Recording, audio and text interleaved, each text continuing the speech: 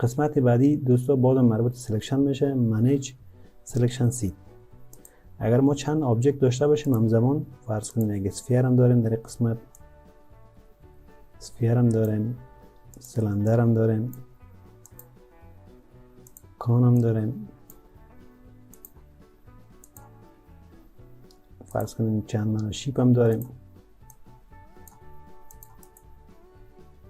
سرکل هم داریم، اینا رو داریم. خواسته باشیم که چند آبجکت ما در یک سیت قرار داشته باشیم، فعلا در یک لیر است که لیر ما برش ایجاد نکردیم، به شکل دیفالت است، در قسمت سن اکسپلورر است که ما میشه انتخاب بکنیم. فرضاً این چند رو انتخاب میکنیم، کنترل فشار داده فرض کنیم انتخاب میکنیم، در این قسمت کلیک میکنیم، دوباره در این قسمت کریت نیو سیت میگیم، برش یک نام انتخاب میکنیم، هر نامی که شما ضرورت داشتین، فرضاً شیپ برش میگیم، یه کلوز میکنیم. شما فرض کنین که اینجا هزاران آبجکت دارین، شما آبجکت هایی که مشخص کردین میخواین همون سلکت شد. از قسمت فیلتر از اینجا وقتی کلیک بکنین در این قسمت است، وقتی که شیپ کلیک بکنیم فقط همون آبجکت های ما انتخاب میشه. خب دوستای این قسمت هم باز هم سلکت آل میکنیم، دیلیت میکنیم. خب دوستای عزیز باز هم یک تیپات یا ظرف چاینک در این قسمت ترسیم میکنیم. فرض کنیم در این قسمت ترسیم کردیم، در قسمت فرانت ببینیم، بالای از کلیک میکنیم و میرور انتخاب میکنیم. نوک از این چاینک در این طرف است، وقتی که میرور انتخاب کردیم ببینیم اتوماتیک در این طرف شده که ما بازم از اینجا میتونیم میره تنظیم بکنیم، به طرف وای باشه، طرف زید باشه، طرف ایکس وای باشه، جهت هایش تغییر داده میتونیم. اگر بر طرف ایکس گفتیم یک کاپی که خواسته باشین بگیریم ازش، درست؟ و آفستش تعیین کنیم از این قسمت به این شکل، به مو جهتی که میرور خواسته بدیم یک دانه برای ما کپی ایجاد کرده که اگر 90 فیکس بگیریم، هر دوتایشون فیکس در موقعیتی که ما میخوایم در موقعیت قرار گرفت. رو برو اوکی میگه. قسمت بعدی در اینجا الاین است.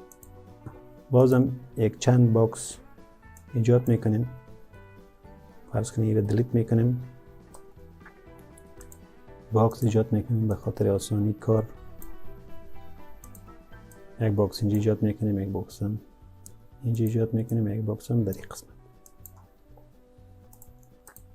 چند طریق الاین داریم، بسیار زیاد است الاین های ما، یک دو سه طریق کار میکنیم. خب میخوایم که آبجکت های خود الاین بکنیم. بالای هر آبجکتی که خواسته باشیم الاین شه و بالای دو کلیک میکنیم، در این قسمت رفته بالای الاین کلیک میکنیم، میخوایم با این آبجکت الاین شه. در اینجا بازم یک صفحه برای ما باز میشه، ما میتونیم از این طریق انتخاب بکنیم که در کدام قسمت الاین شه. در مینیمم آبجکت اینا رو بعداً با جزئیات میخوانیم، در اینجا چندان کاربردی نداره. خب بازم برای ما نشان میده آبجکتی که تعیین کردیم. کرن آبجکت آبجکتی که خود ماست، تارگت آبجکت همین که میخوایم که به همراه از او الاین شه، در سنترش قرار بگیره، سنتر تو سنتر باشه، در پیوت پوینت یکی دیگه باشه. کل محور را ارسیش انتخاب کنیم، ببینید در کدام قسمت قرار گرفت. به این شکل ما هم از جسم اصلی خود که میخواییم الاین شه و هم تارگت هدف که تعیین کردیم او میشه از این قسمت تعیین بکنیم. به شکل تنظیم کرده میتونیم. خب که در این قسمت الاین شده، چند نوع الاین دیگه هم داریم. در این قسمت کلیک بکنیم، قسمت دوم به نام کویک الاین است. اگر خواسته باشیم با اینی الاین شده، آبجکت ما با این الاین شده بدون از اینکه ما کدام ستاپ انجام بدیم. به شکل مرکز سنتر الاین میشه. خب دوستای عزیز چند نوع الاین دیگه هم داریم، زیاد مهم هم نیست. مثلا به این شکل اگر آبجکت سلکت کرده باشیم میره انتقال بتیم در اینجا به شکل دلخواه به شکل موو انجام میشه. چند شکل دیگه هم داریم به شکل کامره و چی هست که فعلا اینا رو ضرورت نداریم. به شکل ما بیشتر از اسنپ کار میگیریم. خب این باز هم سلکت آل میکنیم، دلیت میکنیم. قسمت های بعدی در اینجا قسمت آخر تگل سنکس بلورر وقتی که غیر فعال باشه گفتیم قبلا هم که فقط یک تگل بتن است، هیچ چیز خاص نیست، خودش کدام کار نمیکنه. یا هم لیر است که بازم همون سنکس اکسپلورر است. وقتی که ما در این قسمت کلیک ایری بزرگ بسازیم در این قسمت هیراکی است همراه اکسپلورر sort by layer sort by hierarchy که اردوش ما از طریق میتونیم لیر کرید بکنیم. و قسمت ریبانم قبلا گفته بودیم اینا را وقتی که در این قسمت کلیک بکنیم تمام ابزارش برای ما در این قسمت ظاهر میشه. که در ایدیت پولی باز کار میکنیم که بسیار زیاد است، درس یک روز دو روز نیست.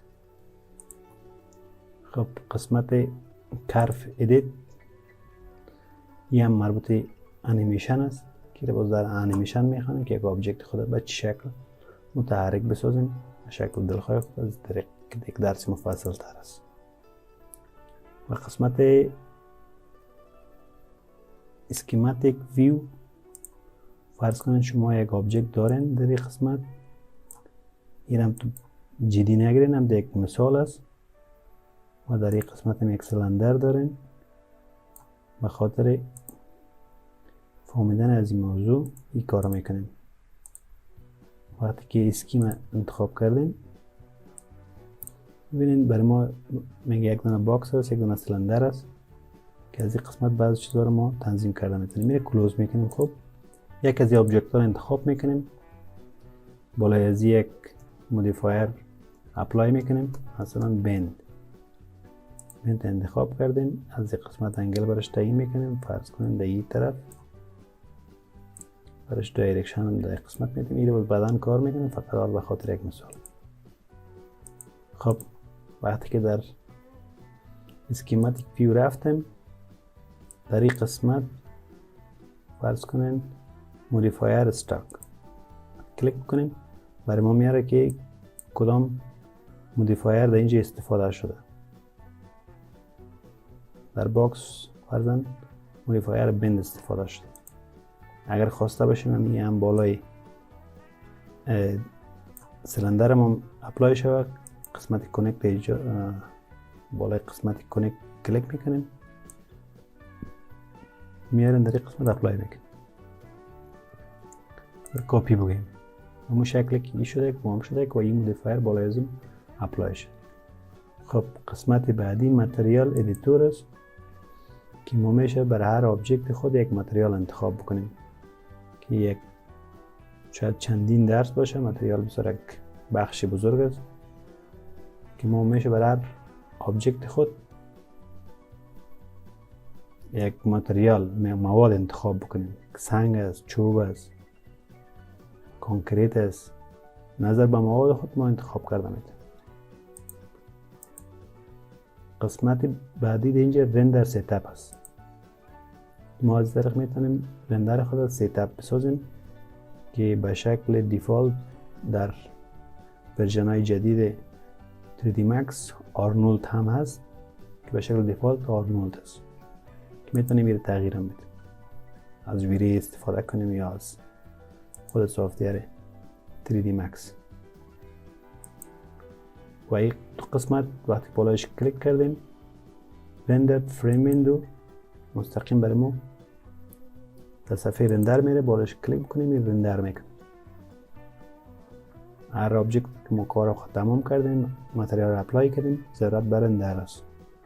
اگر رندر نکنیم خام است دیگه، کار ما ناتمام است.